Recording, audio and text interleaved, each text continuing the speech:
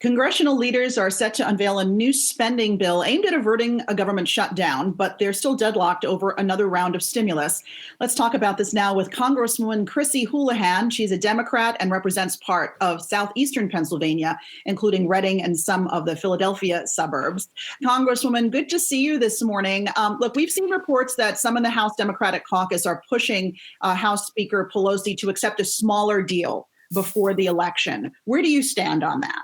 Sure, and thank you so much for having me. I do believe that the American people want to see their government working, and right now their government hasn't been working for them, and I really genuinely believe we need another package to support folks before the election. So I stand with a lot of my classmates and with a lot of my caucus saying that I'd like to see us both sides come to the table and agree on a next round of stimulus for COVID response.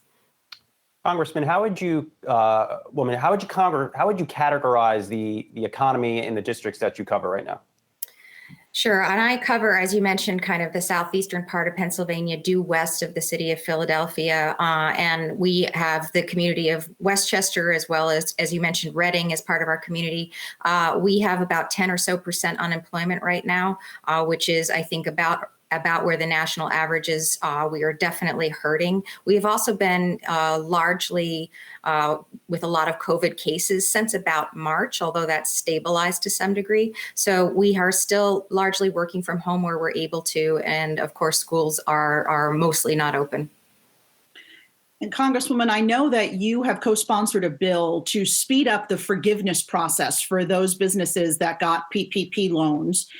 Explain to us why we need that now, and also what are you hearing from small businesses in your district? Sure, and I am an entrepreneur. Prior to joining Congress, I built and scaled a lot of different companies, both for-profit and nonprofit. So I really do understand acutely the hardship and pain of growing a business in the best of times. And here we are in COVID.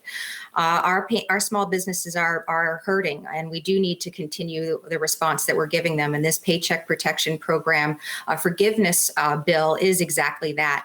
About 86% of the folks who access the Paycheck Protection Program, the small businesses, asked for loans of $150,000 or less. And this bill would allow that process of forgiveness to be streamlined so that they would be able to have a little bit easier process of getting that loan forgiven. And frankly, the lending institutions would also be able to have a more streamlined process, because about 23% of the loans are those 23% of the money is that money that's sub 150,000. So it frees up the lending institutes and the people who are watching to be able to look at the big money in terms of auditing. Congresswoman, the Millionaire Tax put forth by New Jersey Governor Murphy, is that something you would support in your state to close any budget deficits? Yeah, I don't know. I actually just read about that yesterday, very, very briefly, and I haven't had the chance to kind of look at it more deeply. Instinctively, I do believe that we have the opportunity to try to, that we aren't necessarily thinking hard enough about where we can find resources in terms of taxing to make sure that we are being more equitable, but I haven't had a lot of time to look at that one. And Congresswoman, I know that you are an Air Force veteran. What do you make of President Trump's comments throughout his presidency, really, about the military? Sure. I am a veteran. My father is a veteran. My grandfather was a veteran. My brother and many of my cousins have served. I am pretty saddened and pretty much devastated by the comments of our president, who is our commander in chief. And it really is disheartening, honestly, to have a commander in chief who doesn't appear to respect the military the way that I do. I believe we're all winners who have served. I want to get back to the state of Pennsylvania, which is traditionally a swing state, a battleground state in elections. This year is no different. Joe Biden was in Scranton, I believe, just this week, and he's painting the picture of Scranton folks versus the Park Avenue types, the middle class versus the wealthy. Is that the right approach to win a swing state like Pennsylvania?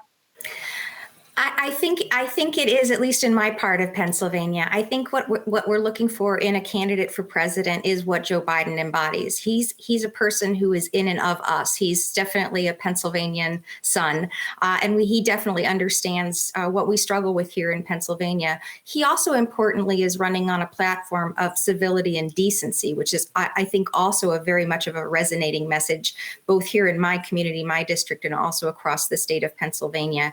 We are looking for a government that works for us. We are looking for civility and decency, and we haven't seen that for a little bit of for a while. And I'm hopeful that we'll be able to turn the corner and be able to find one another again.